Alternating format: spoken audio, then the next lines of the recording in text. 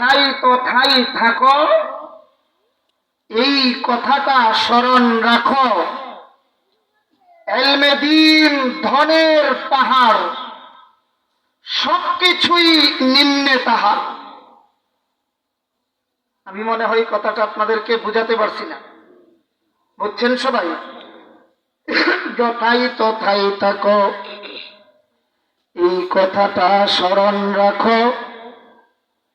ইলমে দ্বীন ধনের পাহাড়, সব কিছুই নিম্নে তাহার। অর্থাৎ ইলমে দ্বীন সবার উপরে, পৃথিবীর সবকিছুই এর নিচে। এজন্যই তো আল্লাহর নবীর এক বিশিষ্ট সাহাবী হযরত আলী কাররামাল্লাহু ওয়াজহাহু, আলী রাদিয়াল্লাহু তাআলা আনহু বলেন, আল্লাহ, তোমার বন্টনের প্রতি আমরা শতভাগ সন্তুষ্ট, কারণ তুমি মুসলমানদেরকে দিয়েছো কোরআন সুন্নাহর জ্ঞান, আর আমরা দুশমন যারা কাফির বেঈমান এদেরকে দিয়েছো কেবলমাত্র দুনিয়ার সম্পদ।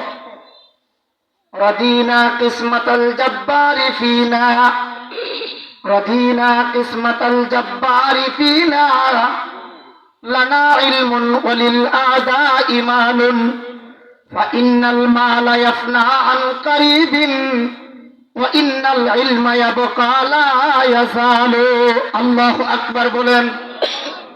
আল্লাহর নবীর সাহাবী আলী রাদিয়াল্লাহু তাআলা বলেন, আল্লাহ, তোমার বন্টনের প্রতি আমরা সন্তুষ্ট। রাদিনা কিসমাতাল জাব্বারি ফিনা, আল্লাহ, তুমি যে আমরার ব্যাপারে বন্টন করেছো আমরা সন্তুষ্ট। লানা ইলমুন, আমাদেরকে দিয়েছো তুমি ইলম, কোরআন সুন্নাহর জ্ঞান। ওয়ালিল আদা ইমানুন, আমরা দুশমন কাফিরদেরকে দিয়েছো শুধুমাত্র দুনিয়ার সম্পদ। আল্লাহ, দুনিয়ার মাল সম্পদ অতি নিকটেই শেষ হয়ে যাবে, ধ্বংস হয়ে যাবে। ইলম কোনদিন ধ্বংস হবে? বলেন, ধ্বংস হবে? ফাইন্নাল মালা ইয়াফনা আন কারিবিন, মাল অতি নিকটেই ধ্বংস হয়ে যাবে, শেষ হয়ে যাবে। ওয়া ইন্নাল ইলমা ইয়াবকা লা ইয়াযাল, ইলম বাকি থাকবে, কখনোই ধ্বংস হবে না। বলেন, ধ্বংস হবে না।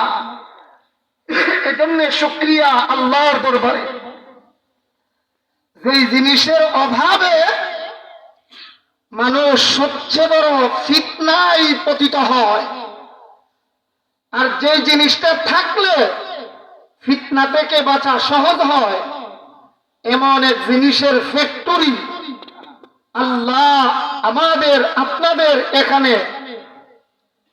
দাওরে হাদিস পর্যন্ত, এটা কি সামান্য কথা? টাইটেল মাদ্রাসা, দাওরে হাদিস, দারুল হাদিস টাইটেল মাদ্রাসা। আরে আলহামদুলিল্লাহ জোরে কম, এত আসতে বললে হবে না তো, আরো জোরে আলহামদুলিল্লাহ। আল্লাহ ইলমের এক মার্কাজ খোলার ব্যবস্থা এখানে করে দিয়েছেন। পরিবেশটা কতই না সুন্দর, আলহামদুলিল্লাহ। আবার বলেন আলহামদুলিল্লাহ। সমস্ত প্রশংসা একমাত্র কার জন্য? আল্লাহর জন্য। মানুষ সবচেয়ে বেশি ফিতনা ফাসাদে পতিত হয় অজ্ঞতার কারণে, ইসলামিক জ্ঞান না থাকার কারণে। বলেন, ইসলামিক জ্ঞান না থাকার কারণে। আমরা এই অধিবেশনের কর্তৃপক্ষের নির্দেশ অনুপাতে বা কর্তৃপক্ষের পক্ষ থেকে আমাদেরকে এই অধিবেশনে যে বিষয়টা দেওয়া আছে,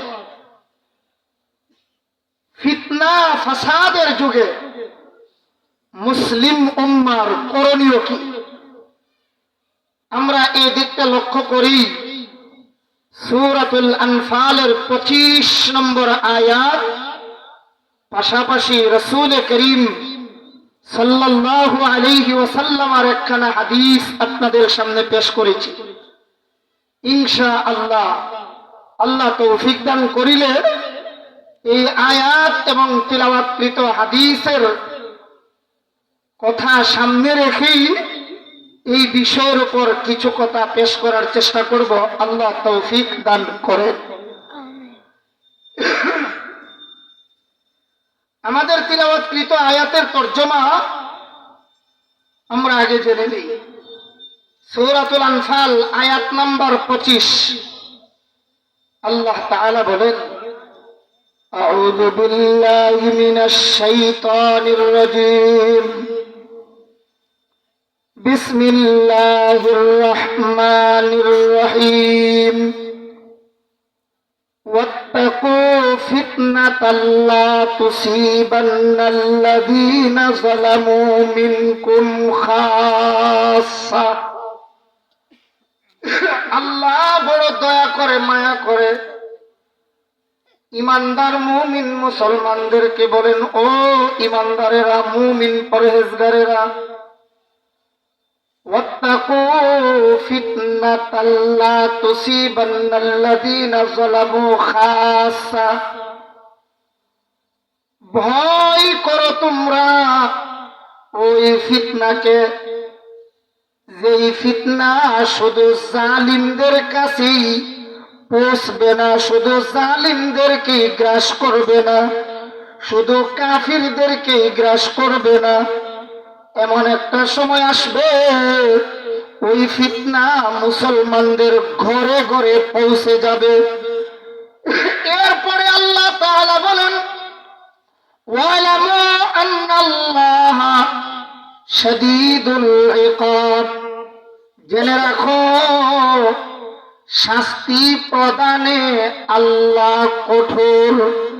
আল্লাহ এমনি কিন্তু ধরে না, আবার ধরলে কিন্তু, সবাই তো বলেন না, আমার আল্লাহ অতি সহজে ধরে না, আবার ধরিলেইলে ইন্না বাতশা রাব্বিকা লাশাদীদ। নিশ্চয় আল্লাহর ধরা, আল্লাহর পাকড়াও বড় কঠোর এবং কঠিন পাকড়াও। এমনিতে আমার আল্লাহ ছাড় দিয়া রাখেন, বান্দা কতটুকুন করতে পারিস কর। জুলুম করতে করতে করতে করতে জুলুম যখন চরম শিখরে পৌঁছে যায়, তখন আল্লাহ তাআলা তখন আর আমার আল্লাহ ছাড়েন না। কথা বলেন ঠিক কিনা? আমরা সবাই জানি পৃথিবীতে যত পাপ মানুষে করে, সকল পাপের শাস্তি হবে আখিরাতে। বলেন, সকল পাপের শাস্তি হবে। আবার বলেন, কিন্তু একটা পাপ আছে আখিরাতে বিচার হবে তো হবেই। নবীজি বলেন, এটার শাস্তি দুনিয়াতেও হবে, আখিরাতেও হবে। সিঙ্গেল নাকি ডাবল? ওই পাপটার নাম হলো জুলুম।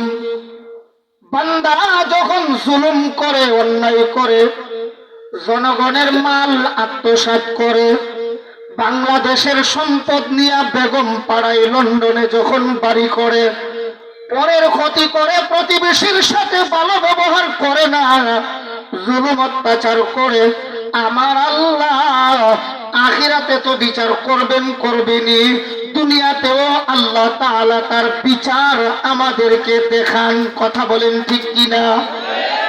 আল্লাহ ধরেন না, ধরলে ছাড়েন না। বলেন, ধরলে ছাড়েন না। আয়াতের মূল কথা হলো, আল্লাহ বলেন, ইমানদারেরা, ওয়াত্তাকু ফিতনাতাল লা তুসিবান্নাল্লাযীনা যালামু মিনকুম খাসসা। ভয় করো তোমরা ওই ফিতনাকে, যেই ফিতনা শুধু জালেমদেরকেই গ্রাস করবে না নির্ধারিতভাবে। আর জেনে রাখো, নিশ্চয়ই আল্লাহ শাস্তি প্রদানে খুবই কঠোর। বলেন নিশ্চয়ই আল্লাহ শাস্তি প্রদানে খুব কঠোর। এটা হলো আয়াতের তরজমা। তাফসীর আসতেছে একটু পরে। আমাদের তিলাওয়াতকৃত হাদিসে আল্লাহর নবীজির এক সাহাবী হযরতে উকবা ইবনে আমির রাদিয়াল্লাহু তাআলা আনহু বলেন, আল্লাহর নবীজির সাথে আমি একদিন সাক্ষাৎ করলাম।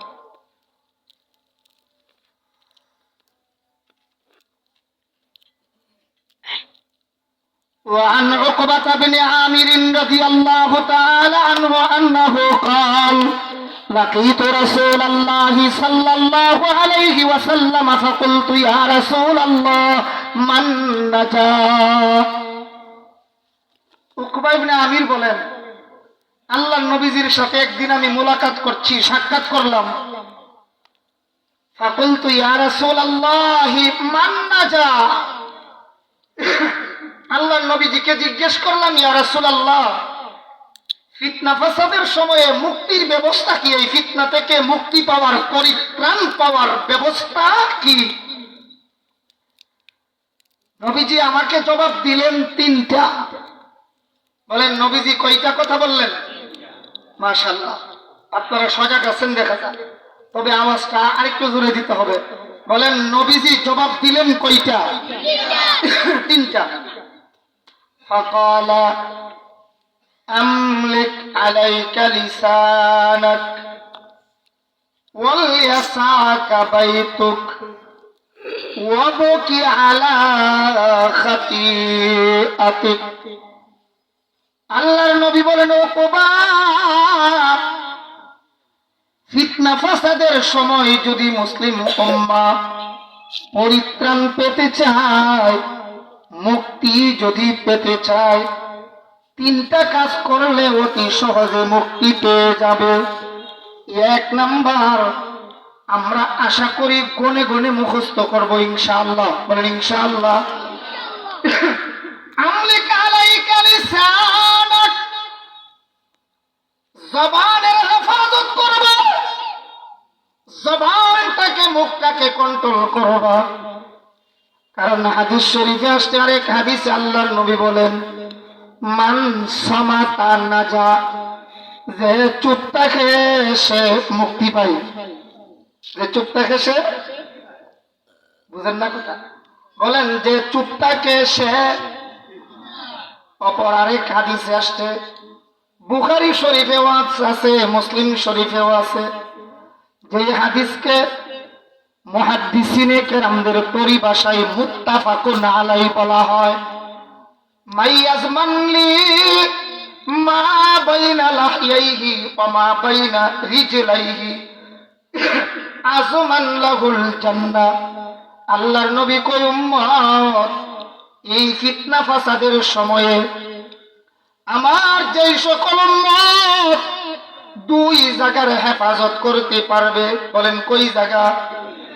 মা বাইনা লাহইহি আই মা বাইনা শাফাতাইহি, দুই ঠুটের ফাঁকা জায়গা, মানে এই জিহ্বার হেফাজত করবে। সুদের মাল খাবে না, ঘুষের মাল খাবে না। ফিতনা ফাসাদের সময়ে যেই গলির ছড়াছড়ি বেশি হবে, আলেম হইয়াও দেখবেন সুদরে সুদ বলতে রাজি না। ওই কিছু ভোট পাওয়ার জন্য অমুকরে এইটা ডাকবে, তমুকরে সেইটা ডাকবে। কথা বলেন ঠিক কিনা? এই জন্য আল্লাহর হাবিব বলেন, শোনো, এই জবান আর লজ্জাস্থল মাইয়াজমানলি মা বাইনা লাহইহি ওয়া মা বাইনা রিজলাইহি, দুইটা ফাঁকা জায়গার হেফাজত যারা করবে। এক নাম্বার, দুই ঠুটের ফাঁকা জায়গা, ওয়া মা বাইনা রিজলাইহি, দুই পায়ের ফাঁকা জায়গা, অর্থাৎ লজ্জাস্থানের হেফাজত। দুই জায়গায় হেফাজত করতে পারলে আল্লাহর নবী কই, আসমান লাহুল জান্নাহ, ওই ব্যক্তির জন্য জান্নাতের জিম্মাদার আমি নবী নিজে হয়ে গেলাম। আরো জোরে। এই জন্য উকবা ইবনে আমির নবীকে প্রশ্ন করেন, মান নাজা, হুজুর মুক্তির ব্যবস্থা কি? নবী জবাব দিলেন কয়টা? আরো জোরে কয়টা? জুড়ছে বলেন কয়টা? এক নাম্বার, জবানের হেফাজত করা। মাশাআল্লাহ, বলেন বলেন। আমরা অন্তত 3টা কথা মুখস্থ করে যাব। কিসের হেফাজত করা? জবানের হেফাজত। এই জবান দিয়া মিথ্যা কথা বলবো না, পরের গীবত করব না, পরনিন্দা শেখা